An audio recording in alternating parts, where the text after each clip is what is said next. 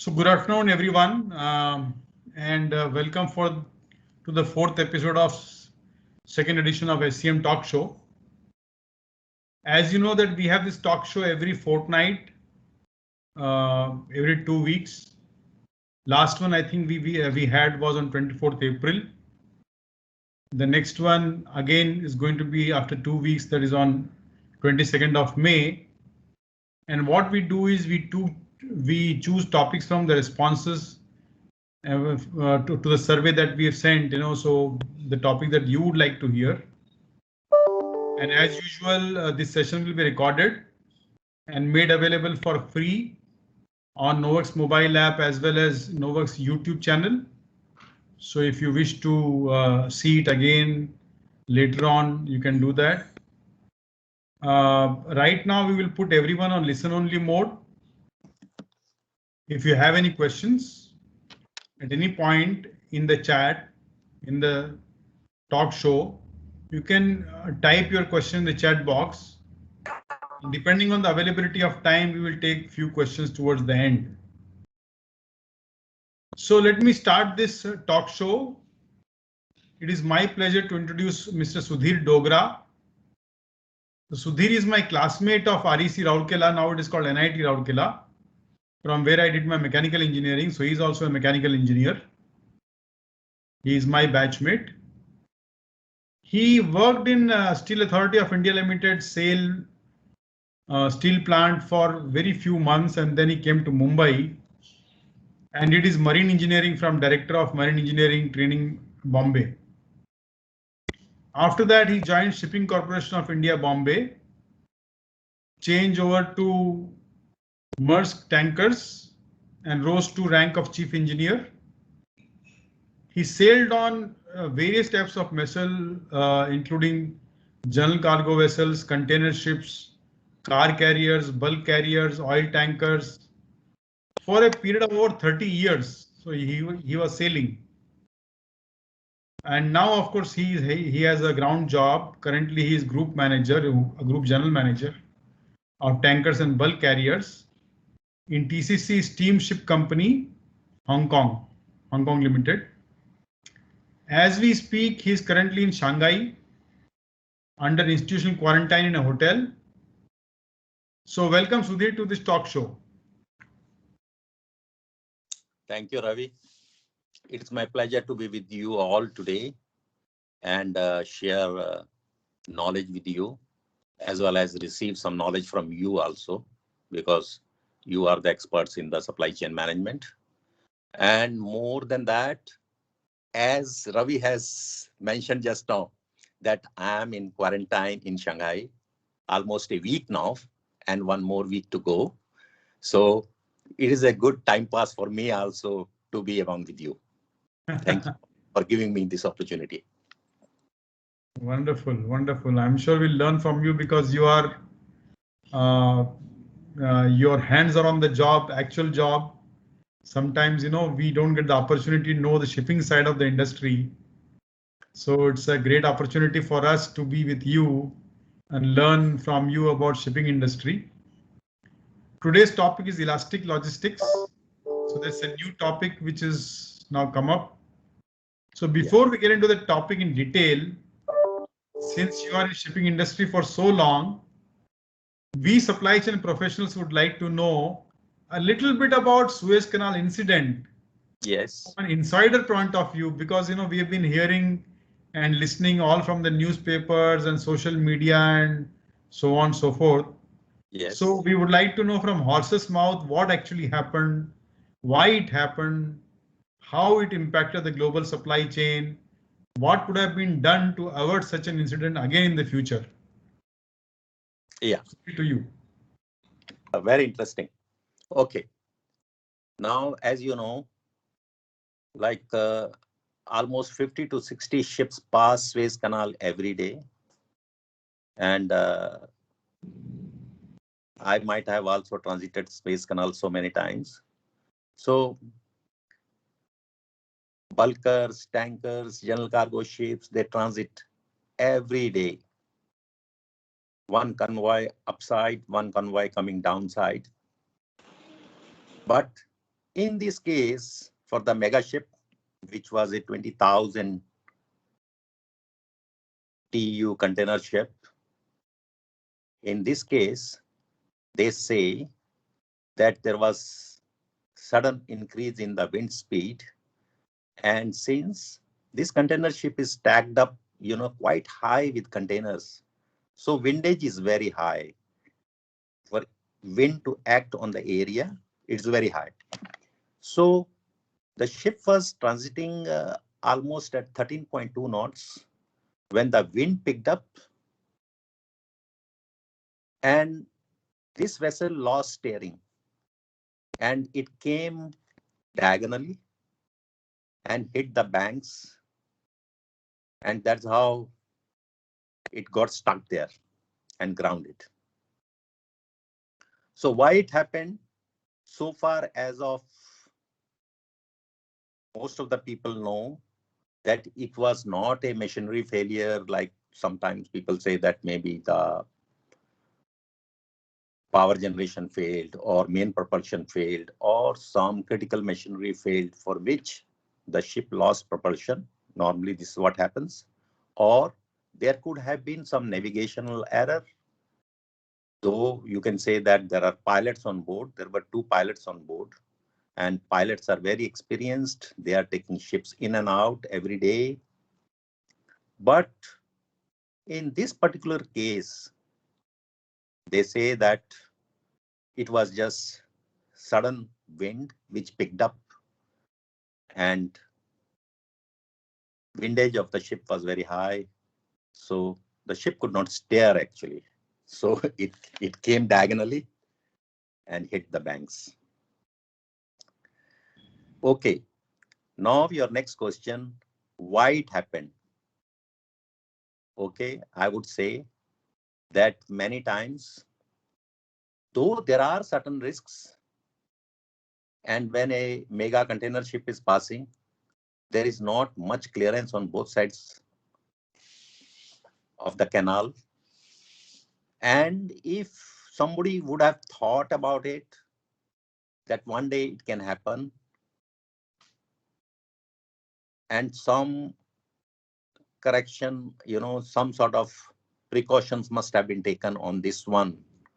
When we carry out a risk analysis, considering the worst, what can go wrong in this passageway. But under the commercial impact and the money involved to do something further, and then finally, if these things happen, who is going to pay? Finally, the shipper is going to pay. Suppose they say, okay, for the safety of the vessel, we will employ some few tugs, which will be following forward and aft of the vessel, maybe port and starboard of the vessel. Then the cost is too high. So sometimes, though there is some risk, but things go on till they turn into an incident like what happened in case of Ever Given. I think the ship blocked the passageway 23rd of March. It took about 6 days to free up the canal, and loss was at the rate of $400 million an hour, and some 160 ships were waiting. And many of the ships, thinking that it is going to take a long time, they diverted through Cape of Good Hope. Cape of Good Hope means going to Europe. You can say that about 12 days of extra steaming. So that's what were the repercussions of the canal getting blocked. Now in future, what is going to happen? That is a question. Can it happen again? Yes, it can happen again. If the facts are true, that because of high windage, the ship could not steer. And this type of winds coming in the ocean, waves coming, storms coming, these are all connected to the change in the weather pattern all around the world. So nobody can predict now what is happening. The weather pattern all around the world has got abnormal. And as you know, the Suez Canal passes through the desert, and the wind in the desert can pick up any time because of low pressure somewhere or some other geographical factors or something. But immediately, nothing is going to happen. Ship would transit just like that, and they might take some extra precautions in the sense, go slow, don't go at high speed, because when the convoy is passing, the fastest ships, they pass first, followed by the slower, then next slower, then next slower. So container ships, in order to make the convoy pass faster, they will go at high speed. 13.2 knots for a Suez Canal is quite high speed. So they will keep passing like that, maybe now at a slower speed, but immediately nothing is going to happen. Unless they say that, okay, mega container ship cannot pass through the Suez Canal, then they take a route of Cape of Good Hope. That's all from my side regarding this. So two things here. I hear that, there is a lot of confusion between who will pay for this loss, whether Suez Canal will, that management will get the claim or not, whether it will be paid by the insurance company or whether insurance companies will raise their hands because of certain clauses. So is there a clarity that who will take this loss and whether Suez Canal management will get money? Yeah. In fact, a few days back, I was just talking to my commercial department, especially insurance department, that do they have any knowledge about this thing? So far, nobody knows. They only know that Suez Canal authorities have detained the vessel and they have demanded about $916 million for the owners to pay. But they are also contesting this in the court. And in one of the articles I read some time back, that in this particular case, maybe it will go for average adjusting. When the loss is very high, the individual cannot pay,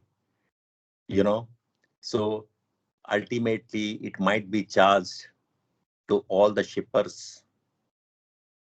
And truly speaking, there is no clarity on this one yet, because the claim is very big, and how it is going to be settled, there is no news to us so far. So I would like to know one more point. I hear that these container ships or mega container ships, they are carrying, the load is so high, it's almost sometimes like 12, 13 floors, I'm told. Is that true? Yes. And is that the reason why the wind impacted very badly this ship? That's true. Even if, see, the container ship is carrying containers on the deck. And of course, the containers are also there in the hold. But you can say the containers are almost coming to the level of the bridge. Oh. They're quite high. So in this case, the windage is very high for this kind of container ship. Otherwise, for a normal ship also, when we are in loaded condition, the ship is almost inside water, maybe 2/3 inside water, 1/3 you can see on top. But under ballast condition, any ship, you can see about 2/3 above water, 1/3 only in the water. So that itself increases the windage. Any ship under the ballast condition, the freeboard of the vessel will increase the windage. But in a container ship especially, you can see the windage is so high because the containers are stacked right up to the top. It is fully loaded ship. Normally, at the same time, this is not a matter of excuse for anyone that, oh, windage was very high. The ship is supposed to take all these assessments, risk assessments. And ship is safely designed, and also ship has a limitation. So you must understand the limitation. When the ship is fully loaded, you are going through a narrow channel. You are going through sharp bends and all that, like this canal. How much is clearance on your both sides? You should know. And you should transit very safely and also take the wind factor into account. Of course, there are a lot of other things also, like you should take the current into account, waves into account, tide into account. But in this case, the windage is there. Maybe a lot of ships are transiting every day. The same pilots are taking the ships. But unfortunately, on this date, the wind picked up so much that ship lost its steering.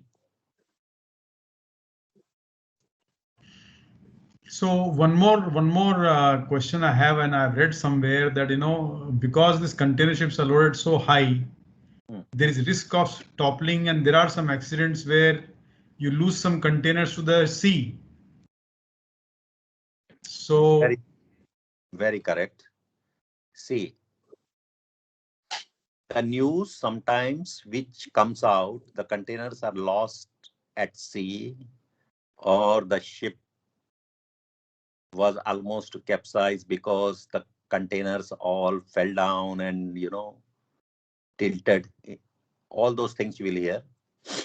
But you must know one thing: whenever, let's say, aeroplane, a car, or a ship that is designed, that goes through a lot of tests, it's made very safe.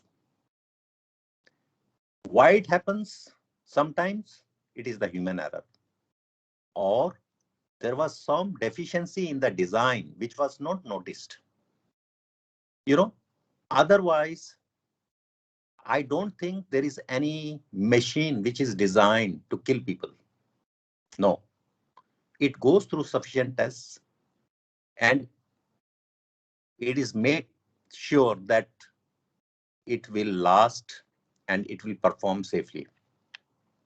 Now, in case of container, what you hear, so many containers went loose, dropped into the water, and some of the container ships leaving Japan had to come back to Japan, and in Pacific, this thing happened, or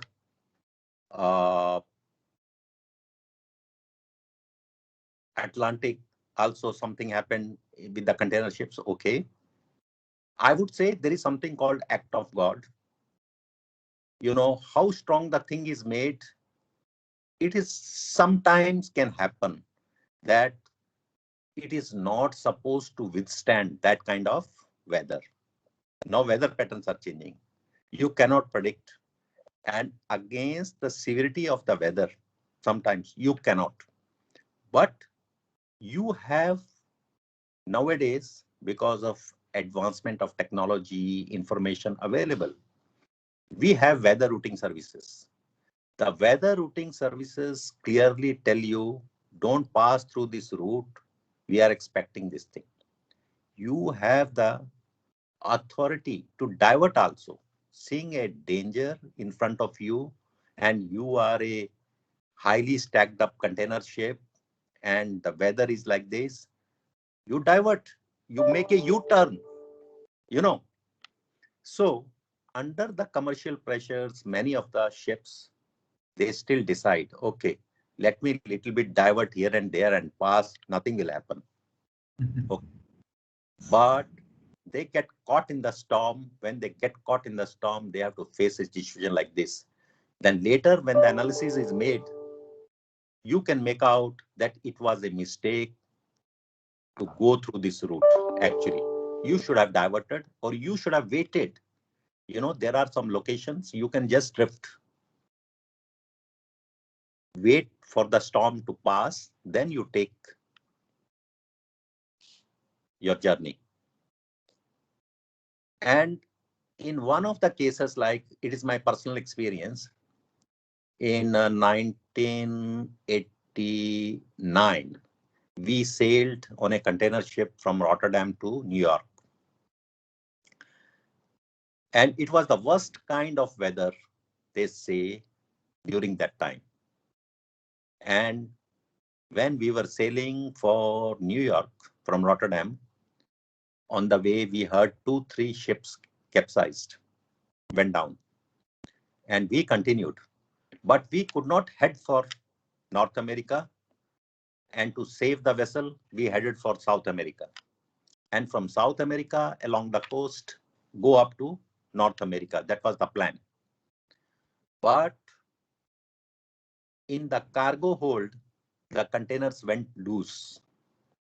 You know, the containers have security devices, you know, the locks.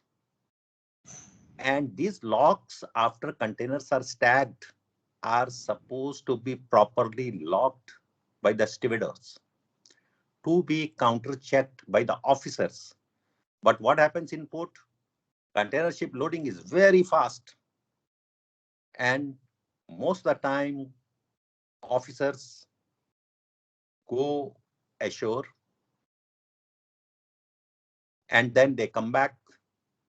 Actually, nobody has checked, counter-checked. So in our case, what happened? When the containers went loose, luckily inside the hold, they went loose, started banging each other and on the sides. And it was declared that ship can go down anytime. My wife was on board with me.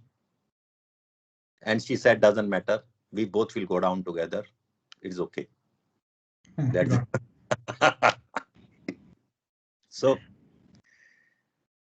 So on a very, fine weather day, which was the best available that time, it was decided, okay, ship to be diverted a little bit so that the rolling stops, and then we will go inside the hold and secure the containers. Now, when the containers have dropped down here and there, you cannot secure them. You can only tie them with chains so that they don't bang on the side. One container hits the ship side, there will be a hole. Next thing is the ship will go down. So some chains were collected, heavy lashings were collected. All these containers were tied up so that they are not moving sidewise or, fore and aft direction. But after a few days, it was noticed they broke all the chains, lashings, whatever we had, they broke. So we came to know that nothing can be done to these containers now. Anyway, we were lucky enough to reach South America. And from South America, we came to North America and finally came to New York. And when we reached there on the container jetty, we found a lot of container ships with damages, containers damaged, and our containers, they were so badly damaged inside the hold. But luckily, the containers which we had on the deck, they were still properly secured. Nothing happened to them. So you see, many times it happens, the news which comes out outside is not entirely true. That means you doubt the locks which has been designed to hold the containers. No, the locks are very safe. They hold it and nobody can challenge the weather. So it is a very clear-cut instructions to the ship's master that when you see bad weather, please divert. Nobody asks you questions. Nobody can make a claim to you. But still, some people, have their own way of dealing with things, or under commercial pressure or something. They say, nothing will happen. I will divert only so many miles, then I can cut across this storm. But they get caught. So I have an interesting question. In the trucking industry, there is a practice of overloading the truck because, Yes. you can make, Or money. a bigger profit there. So is that, I'm getting a feeling the same thing true even in shipping, that you load your ship with more number of containers than you can load it safely? No.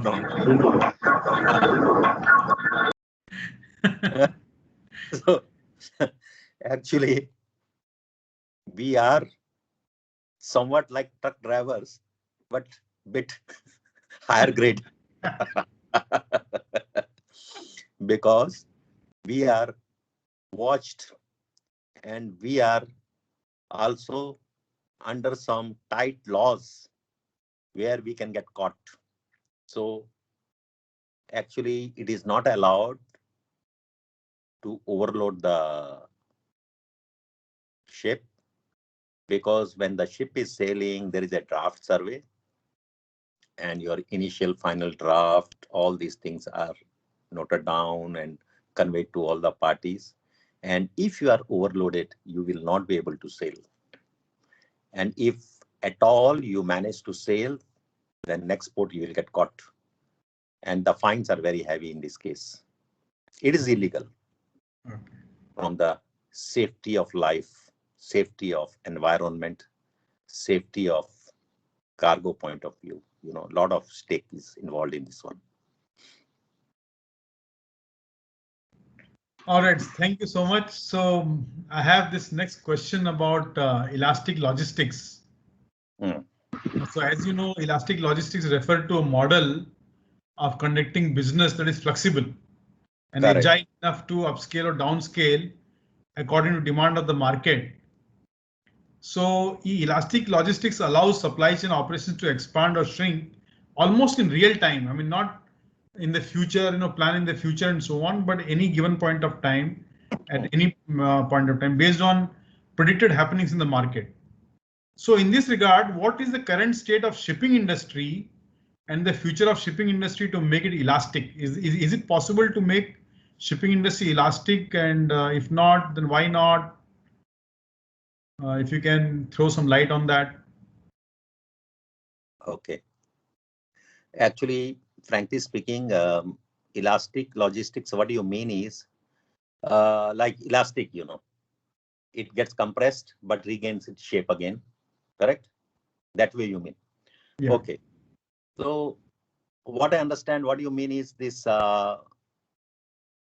flexibility to expand and or reduce depending on your, supply and demand, basically. Yeah. Okay. So coming to the shipping, you know better about elastic logistics and all that. So on the shipping side, we are not into logistics. Rather, we maintain a fleet of ships. Like our company, we have 10 bulk carriers and 7 tankers. And we just charter out to them, to various charters. Let's say K-Line wants a ship for 1 year, 2 years, 5 years. We just give our ship to them on certain terms and conditions, higher rate. Then NYK wants a ship. Okay, we give to NYK. And similarly to Nippon Steel, they want a ship. We give the ship to them. And like BHP or Rio Tinto, who want a ship for shipping their iron ore, coal. So we only know that one. Then, of course, depending on the shipping demand, of course, our ships gets employed. Otherwise, our ships will not get employment. So in shipping, like what do I understand is like, I will only explain my part in it. That is, we have ships and the demand increases. We only know that our ships are getting employed faster at a higher rate. And this demand might be coming from the various industries or various, the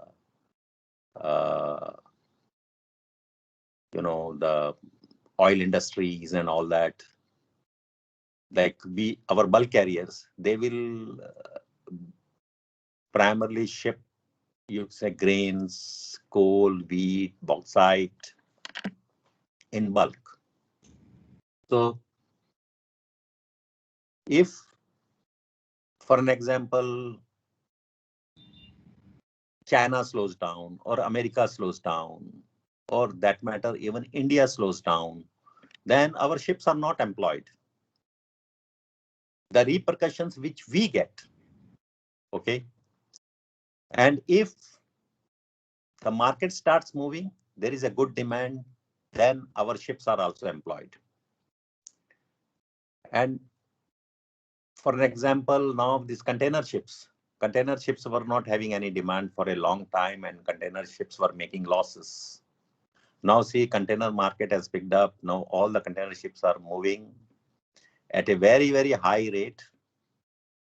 I heard about $80,000 a day, whereas they were not getting even 3,000 a day. Oh my God. Yeah.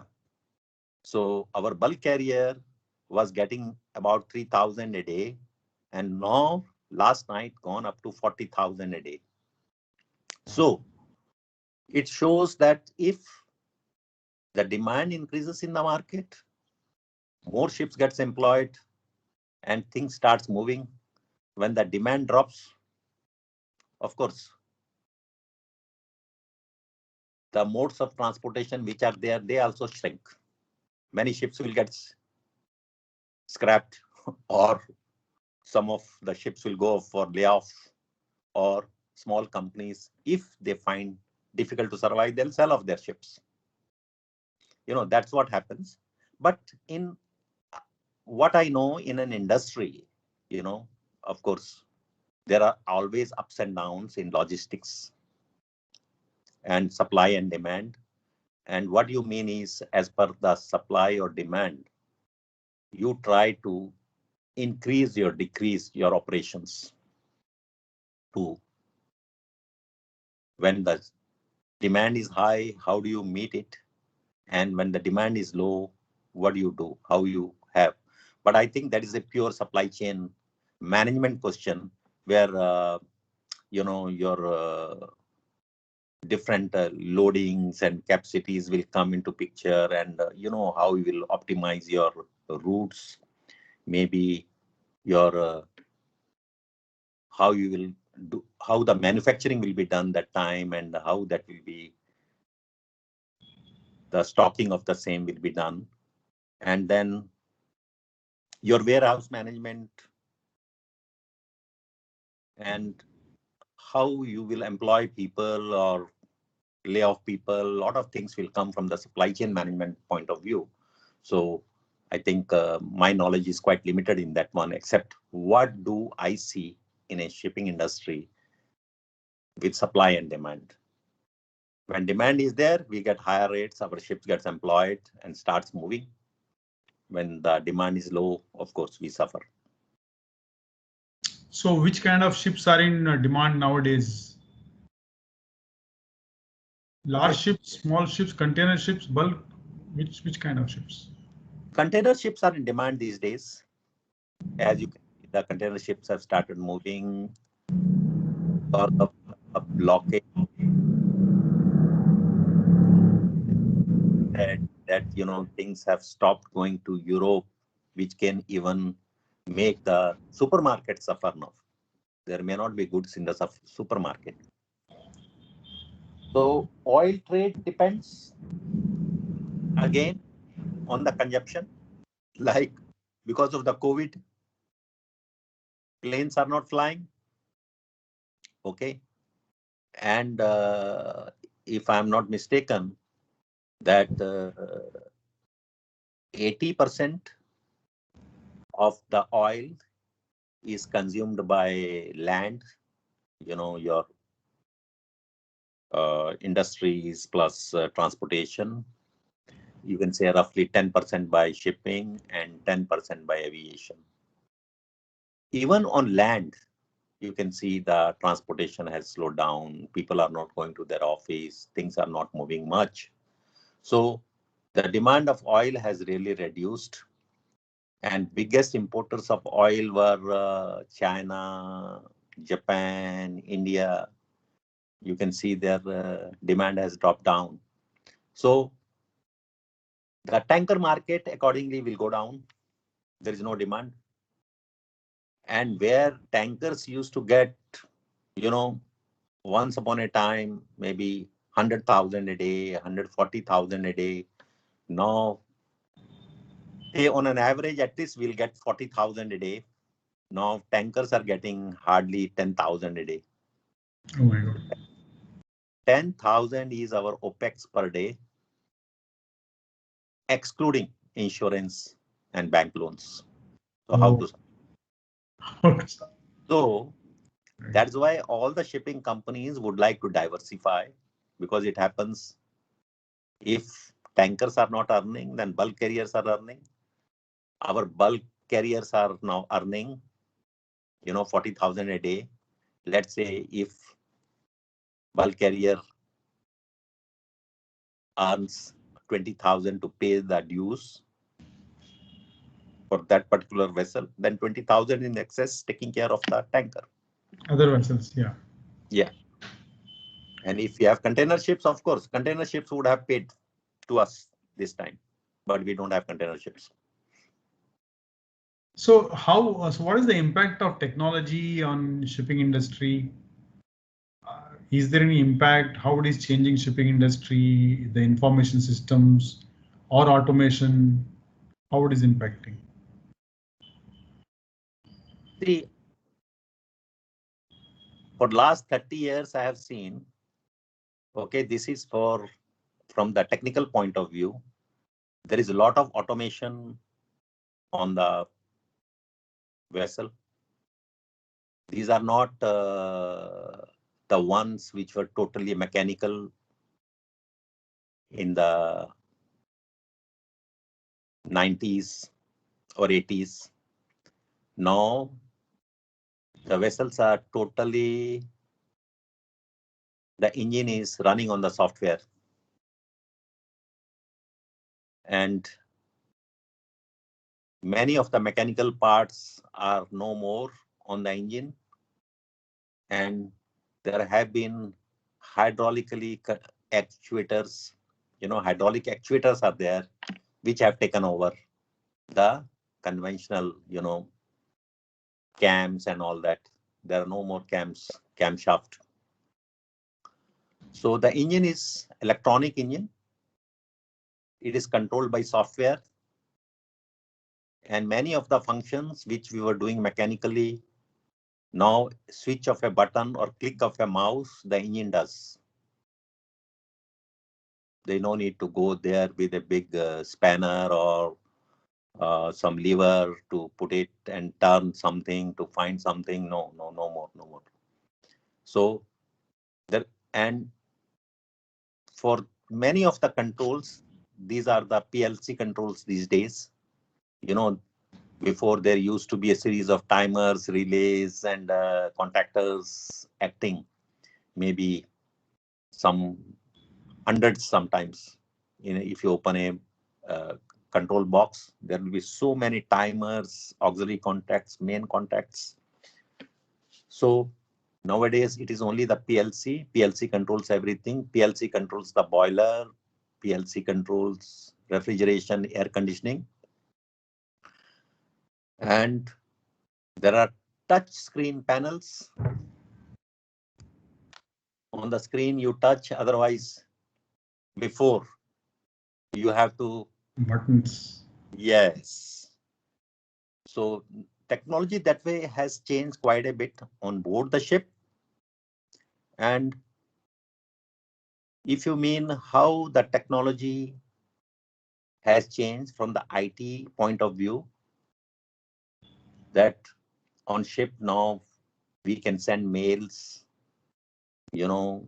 before there used to be a radio officer.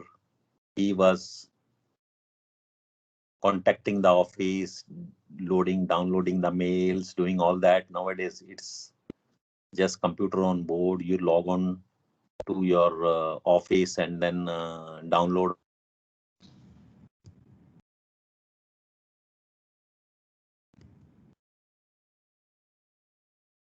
So there is also a talk about blockchain in shipping industry. I think IBM has a case study where with Merx only, that they had a case study where they were able to create a blockchain application to track what is happening to the cargo from end to end.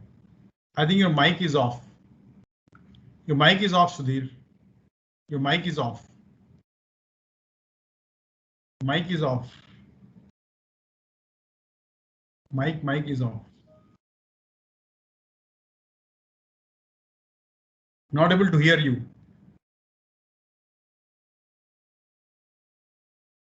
We're not able to hear you.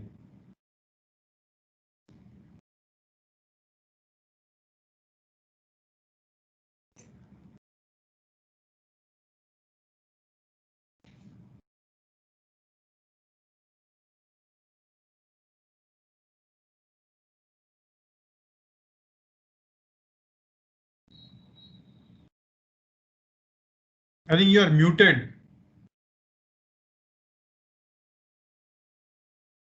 I think you are muted.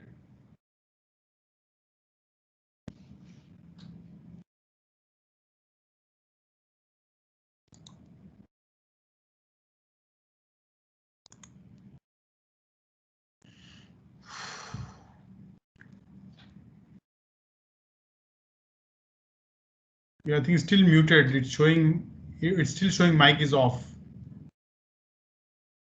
Cannot hear.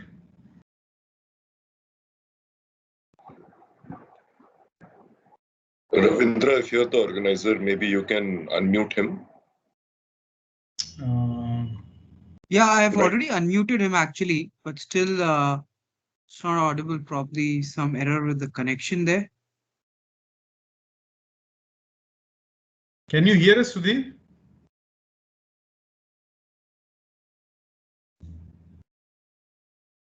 I don't think.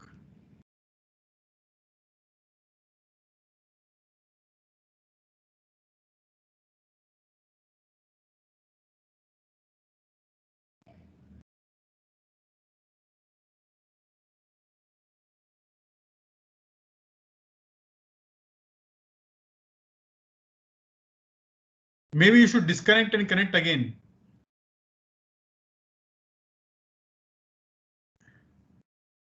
Maybe you should disconnect and connect again.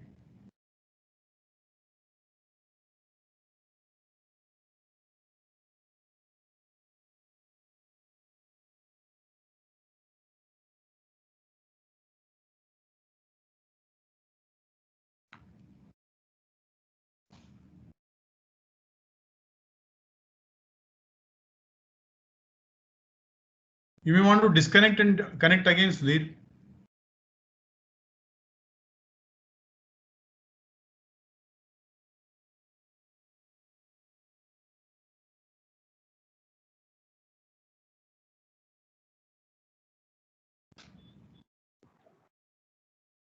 Ravindra, hi, this is Ayan. Yeah. I would like to ask a question while Sudhir joins back. Yes, please. So a little bit of my background. Currently I'm in Wipro, leading a supply chain practice. My background is actually in shipping. I was a chief officer on one of the super carriers for MSC, which is Mediterranean Carrier Company. So it was a very nice reminiscing hearing Sudhir talk about it.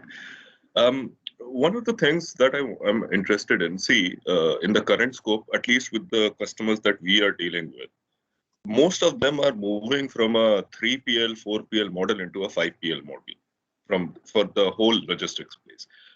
Companies are not anymore interested in spending bits and pieces for their inbound and outbound logistics on several players. So they don't want a LSP, they don't want a carrier, because all the importer of records, all those headaches come in, right? They want everything to be given to one organization like a DHL or a Keon Legal and let them plan, optimize whatever they want to do, right? So that's what they are looking at. Now, for your this idea that you gave on terms of elastic supply chain, that is very well accepted with everything else. Like you have the you can do MOT changes on the fly depending on CRDD, RDD, and probably do material routing on real time, for example, and maybe move from say MOT road to a MOT sea or maybe MOT air. That's available. how is that applicable in shipping? Because as Sudhir said, see, shipping charters are done well in advance, right? So you cannot really change charters on the fly. That is first point. Second point, like other mode of transportation, wherein you can hire extra trucks, etc.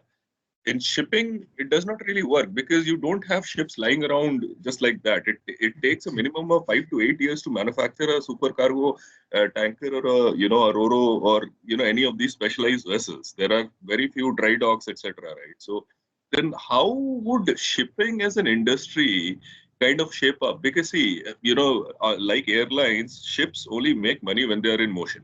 If they're sitting in a dry dock or if they're sitting idle, it's basically a loss of money. So how is the industry shaping up from there? Sudhir, I don't know if you heard me. I'm sorry, you dropped off. I was just asking this question, but my background is, I was just telling that my background is in shipping. I was a, while it's long time back, I was a chief officer with Mediterranean. So it's like 20 years back, but, currently I'm with Wipro. So very interested to know, how the industry is shaping that way as to meet this elastic demand. Sudhir, please unmute Yeah. yourself. Yeah. Yeah. I can hear you now. Yeah. Yes, we can. You are Ayan, right? That is correct. Ayan, okay. You were a chief officer with the Mediterranean Shipping Company, right? That is correct. MSC. Okay. Which year? Yeah. Long back, 2000-ish. 2000. So Yeah. your Jha must be there. Someone Sorry? in the company. Captain Jha. Could be. I am not so sure whether I had the good opportunity to meet up. Okay. Now, as you rightly pointed out, that it is not that demand increases and we can just have ships catering to the demand overnight. No, it is not. That's why in the shipping, supply and demand, sometimes the supply is in excess, sometimes demand is more than the supply which can be made. So that's why the freight rates go high and the ships which are on the time charter, voyage charter, they are asked to speed up then. That is the only option they have got, faster turnover.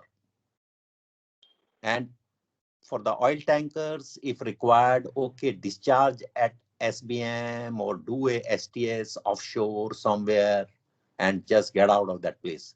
That's what can be done. Otherwise, the tonnage cannot be created, what is available. Yeah. So see, this is an interesting point because, tonnage optimization is something that, that's the only way you can probably optimize, right? So is there any IT-based project or analytics-based project which is ongoing in the industry, which will tell you that, okay, your fixed asset, which is the ships are fixed, right? There's only so many of them. And you have two kind of, predominantly two kind of shipping. One is a free charter where, you go to port A to port B, and then whatever you pick up from there, you move on. And then there is the other kind where you have a fixed charter where, you hire out to a specific entity and, they have a plan. All this data is available, right? All this data is available with tonnage. What we'll do is we'll take the discussion towards the end, for the benefit of everyone else. Yeah, sorry. So we can take it towards the end. Yeah, please. No problem. Ayan, anytime you can have my number and we can still discuss the same. No problem. Absolutely. Thank you. Cheers. So I was talking about, so Sudhir, about the blockchain. So have you had any experience of any blockchain technology being used in your company or the companies you know about? See, Ravi, we are ship operators and we are only having database with us where our ships are employed and what they were earning and what was the charter party and how was the speed consumption done by these ships. That's all. So that is our database, how our ship performed during that particular time charter period.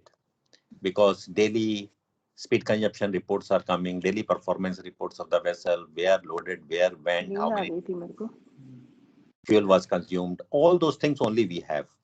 But now what I understand is you are looking in a bigger picture, how the data is compiled for all the vessels which are transiting across the globe. So now that stage is coming, where the route optimization is becoming a big way. It is coming there. So I don't know much about your blockchain, except I have some knowledge about blockchain in the sense that it is the data storage, in blocks, and then that block fills up, and then you have another block, and then you connect up the blocks.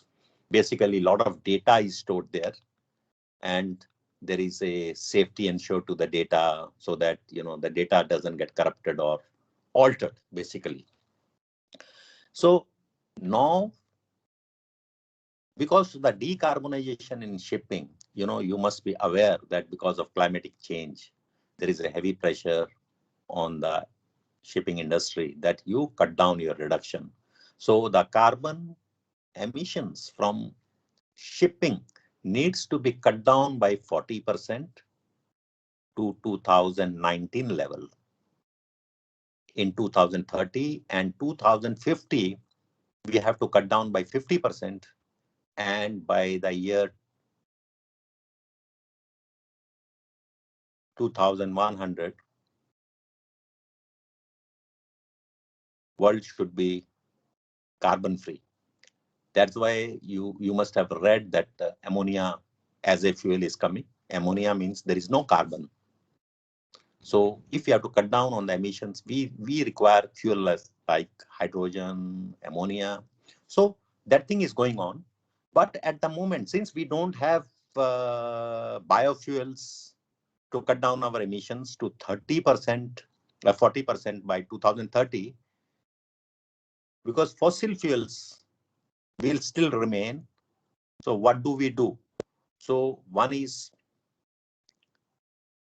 your technology availability and fuel availability. These two factors are coming to us. So what companies have decided, okay, now let's do optimization, like voyage optimization. Voyage optimization means like what just now Avan was talking, that they are talking of route optimization and how to do this one. Go into the database, collect all the information, which ship from where, and there are different size of ships. So all the size of the vessels, what is their characteristics, where they were built, how they transited this particular area, and what was their hull condition, basically how far they were from the dry docking, and what was the power of the engine, and everything will be there. So from there they are thinking, one is the in the weather factor they will consider, then how that weather affected particular ships, and those particular group of ships, how they fared.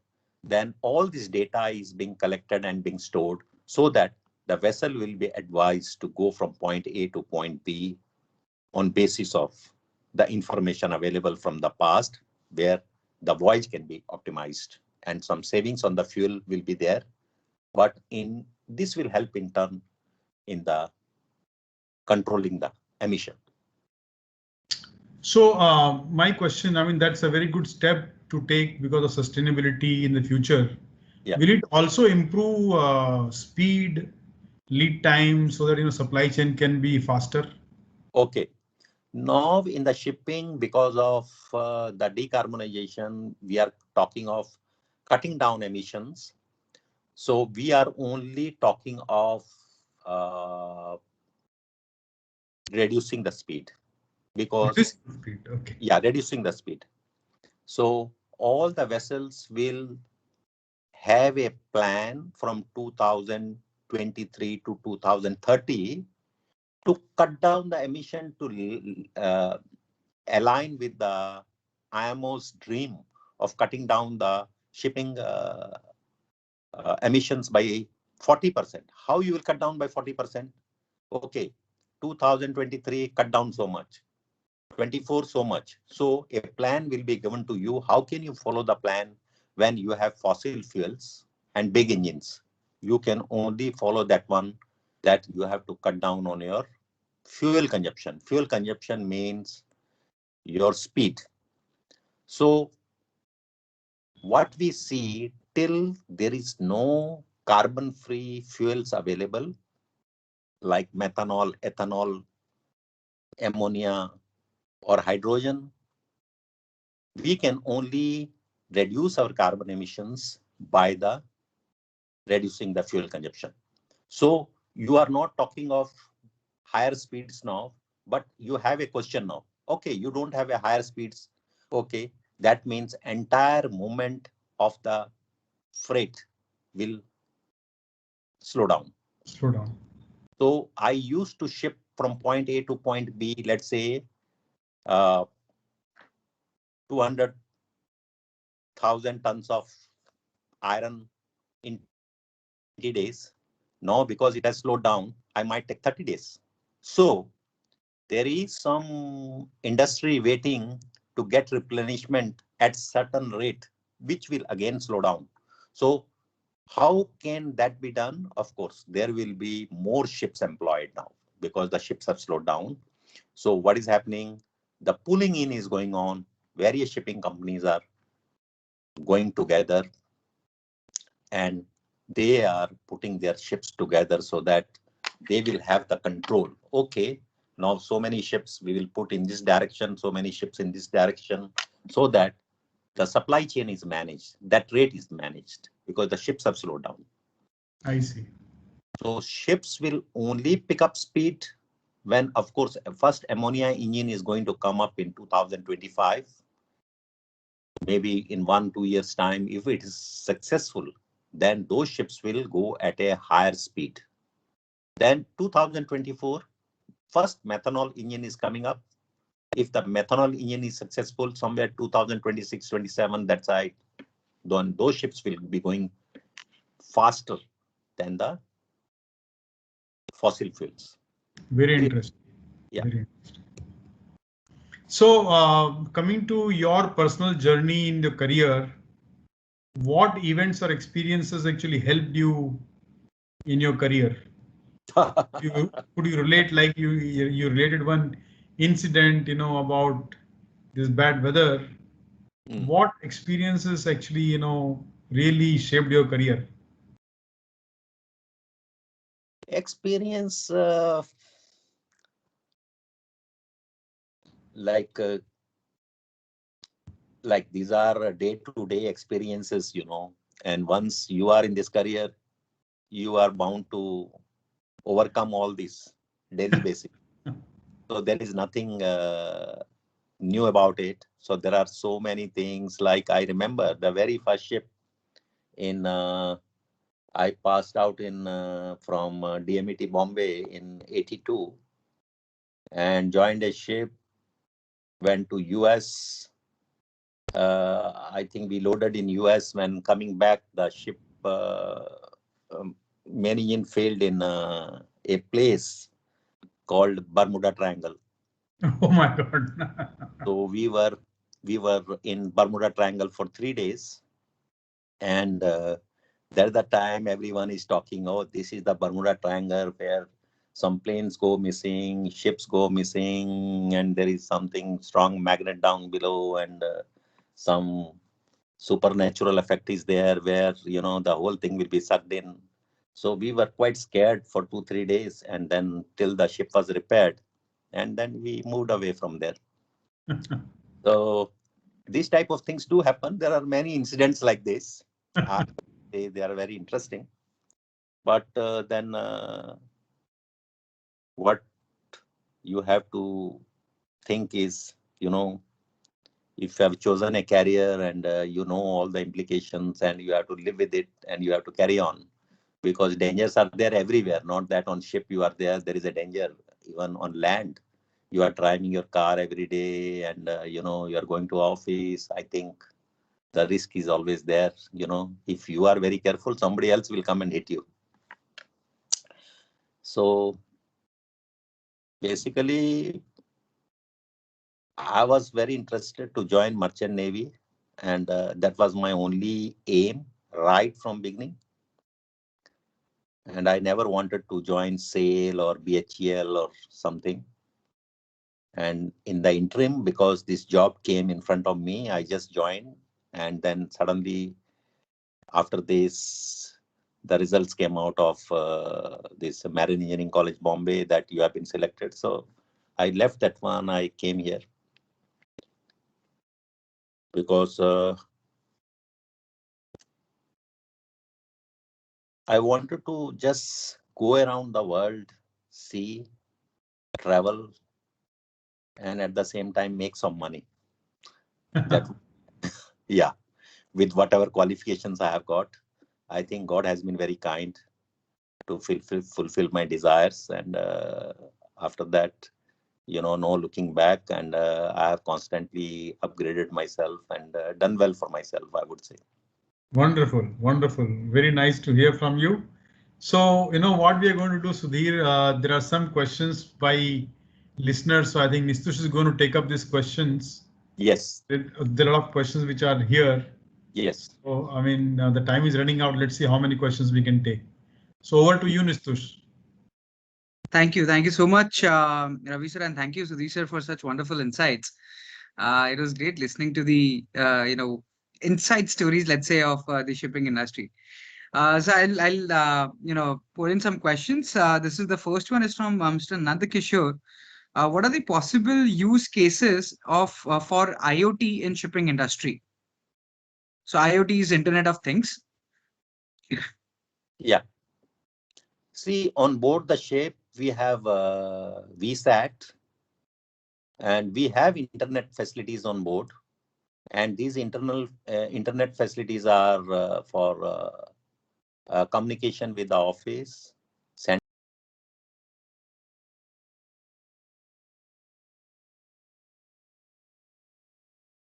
I think you got muted again.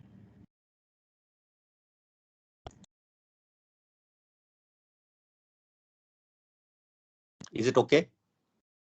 You can hear me now? Yes, yes, we can hear you now. I don't know how it gets muted. Yeah. So that is the only internet facility available on board. And apart from that, you know, we have nothing to do with the internet actually, except the communication. Is that you wanted to know? Hello? I think, yeah, I think that should be fine. If there is a follow-up question, Mr. Nandakishan, you can absolutely put it into the chat box again. So I'll go to the next question. It's for Mr. Shoaib Kabir.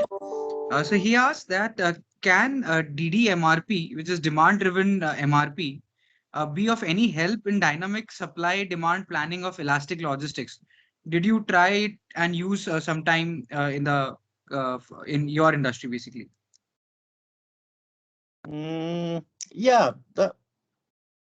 See, like I already discussed, when demand is there, of course, our ships are moving.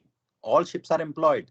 Even the ships which we were thinking of scrapping, you know, that the ship is very old now, better to sell it off and scrap it, take it to Alang or somewhere, Bangladesh maybe. That ship also starts moving. And certain ships which are in bad shape, and you know, the ships before employment, they will go through some vetting inspections or right ship inspections, some sort of structural analysis, and they will say, no, the ship is not very good. But if the market is good, everything gets employed. So I would say for us, everything is demand based. If the demand is good, the ships move and no questions are asked. And the higher rates are also much better for the same ship. Perfect. So the next question is from squadron leader Mr. Vijay Kumar. So he asked that do we use nuclear energy in shipping or any other non-conventional source of energy like solar or tidal energy? Yeah, okay. Vijay Kumar, is he from flying side? Yes, and in fact, he was one of the guest speakers for, we had a topic on supply chain in Indian Air Force. So he was the speaker. So he is from Air Force. Which all planes has he flown? I think he would be online. Mr. Vijay Kumar, are you there? Just a second. Let me just unmute Okay, him. never mind. Never mind. Okay. At the moment, we are Hi, not. sir. Can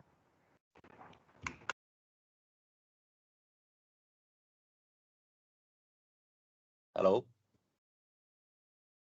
He has replied in the chat box that he was from logistics side, but I think he's talking on MiG-21 and a Bison. MiG-21, yeah, Bison, which fell down in, which were dropped down in Pakistan recently. Okay, so nuclear energy is not used on merchant vessels so far because of certain risks associated with the generation of nuclear power. So far, though there is a lot of pressure on us from the decarbonization point of view, and people say that why are you wasting time on ammonia, hydrogen and all that? Because hydrogen is also explosive, ammonia is corrosive, and also ammonia is poisonous on board. But the nuclear energy, putting a nuclear reactor on board and the risks involved in that is a lot. And if you can say the ship sinks or the ship collides or the ship is coming to a port, and while coming to a port, they are asking, do you have asbestos on board? Yeah, there is asbestos. We will not allow you because this poses health hazards. So how do you see a nuclear ship is coming, merchant vessel is coming alongside, and what damage it can do to that area in case something goes wrong on board, if it has a nuclear reactor. Of course, it will also requires a lot of training of the people on board, then upgradation of the machinery, plus maybe the risks, how to mitigate, unless all those things are in place. So at the moment, I don't see in near future we are going to have nuclear energy on board, except of course warships are heavy, but they are specialized and they need to have. Great. Thank you so much. So I would actually request Mr. Ayan, if you have any question, you can actually unmute yourself and ask it yourself. Well, I just wanted to kind of carry on with the small discussion that we were having earlier. So, Yes. My organization is deeply involved with IBM and Kevin Nagel and DHL's currently to run a few blockchain-based POCs, right? So what we are doing is basically, as you said, current vessels are now having VSAT. So the idea is to have RFID tagging on the cargo so that every time a cargo container is moved from the port to the interior of the vessel, till the time the vessel is moving on high seas, we can satellite track the actual movement of the cargo unit right down to the container unit. It's a small $2 chip basically that you put across.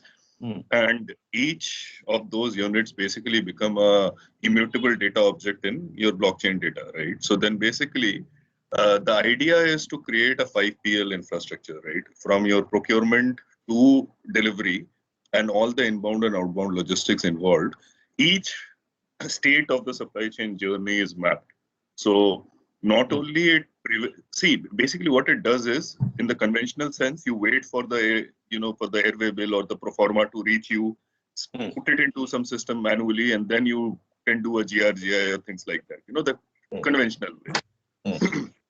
For a blockchain, this is in combination of IoT, and somebody asked a question on IoT. This is basically the POC which is running, that once you RFID tag them and build the system, you don't have to worry about it. Depending on the material movement, the system gets auto updated. So basically an IDOC is sent out every, 4 hours from the ship's, VSAT, and then it is centrally managed across. Now, of course, the real world implication is it requires some amount of investment, as you can understand. Each chip is about $1. Now, that's a small amount, but then when you look at all the containers floating around the world, that becomes a big amount. It's scale of economies, right? So that's where the shipping companies are dealing with. I wanted to know, so while we are running a POC, it is good and well because, the parties are interested.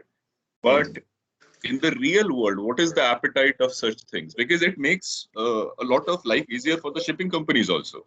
Because it's automatically giving the real world intelligence, you deal away with a lot less paperwork. Your customs, your handovers, portage, all this becomes automatic. So while it saves a lot of time and manpower, it requires some investment and some amount. The appetite of this is not equal to the industry, to all players at least, of what we have seen. So how do you think, looking at the, and of course, it's like, I should not be comparing, say, a Keun Nagel or a SCM with probably a company which has 2 ships, because it's unfair, right? It's also depending on, what is the appetite of risk, etc.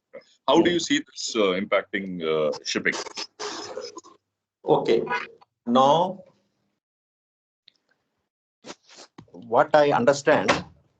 Hello. Yes, Sudhir, you're available. Yeah. You're audible. Yes, sorry. So you are trying to introduce a technology on board whereby the cargo on board will be tracked, right? Yes, it's part of the larger chain, but yes, that's one component. Yeah. So when you have even sailed on the vessels, you have noticed that our ships are only constrained to navigation as well as propulsion, 2 facts only, and we are basically involved only moving the ship and the cargo safely from point A to point B. The navigating officers employed should only work in watches in loading and discharging the cargo. Otherwise, after loading, just taking the ships, navigating. And engineers running the ship's machinery and maintaining the ship's machinery. That is their primary job. And apart from that, we do not have any provision on board to do any other business, because the people on board who are there, say in number 20, maybe 25, maybe 30 sometimes, they are bounded by hours these days. And they work a specific number of hours only as required by ILO. And they are not supposed to overwork. And that's why the work on board has been only restricted to these requirements. And the commercial aspect is handled ashore. And if we really want to put these functions on board, then you have to pay the people, you have to train the people, and how much success will be, that one I really can't say in terms of your investments. So at the moment, if we introduce anything on board, we always think how the people will get affected by it. So better leave them to the basic functions of just moving the ship from point A to point B. Yeah. So they said, don't get me wrong. The work does not change. A navigating officer will still navigate. A deckhand will still do his scrubbing. The engineers will still take care of the engine and the other aspects of engineering. Nothing changes from a shipping work point of view. All I'm saying is that basically there are two small changes which needs in the infrastructure. The Okay. VSAT bandwidth, because you are sending more signal per se on real time. Probably for each vessel, the VSAT bandwidth needs to be increased to a certain amount. That's it. That's it. The rest is, if you are, let's say, lashing cargo in a certain way, you would still go ahead and lash cargo in a certain way. If you're piling up containers in a certain way, nothing changes. It's a chip which is about an inch big, right? It's like RFID tag. Like you have barcode tags, right? It's like an RFID tag which goes into that, and the packer, basically, who's doing the packing installation, it is their responsibility to do it. It depends on what kind of a contract. So I get your point on the officials not having the time to do extra work. There is no extra work per se. That's the beauty of the system. No, on the container ship, these containers are loaded, offloaded the way it is required by Correct. shore.